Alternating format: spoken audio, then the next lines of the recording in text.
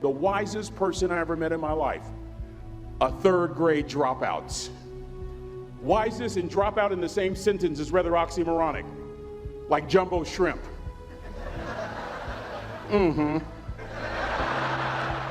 Like fun run, ain't nothing fun about it. Like Microsoft Works, y'all don't hear me. I used to say like country music, but I've lived in Texas so long, I love country music now. I hunt, I fish, I have cowboy boots and cowboy, y'all, I'm a black neck redneck. Do you hear what I'm saying to you? No longer oxymoronic for me to say country music. And it's not oxymoronic for me to say third grade and dropout. That third grade dropout, the wisest person I ever met in my life, who taught me to combine knowledge and wisdom to make an impact, was my father. A simple cook.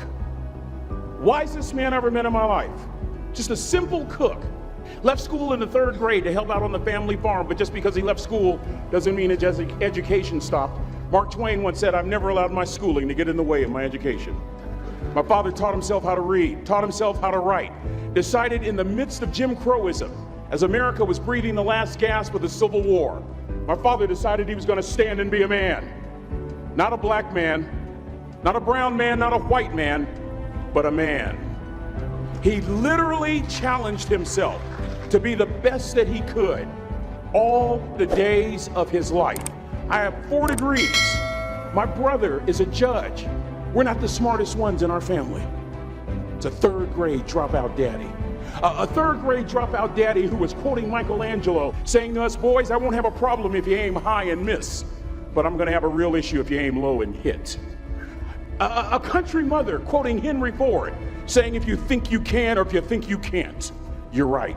I learned that from a third grade drop. Simple lessons. Lessons like these. Son, you'd rather be an hour early than a minute late. We never knew what time it was at my house because the clocks were always ahead.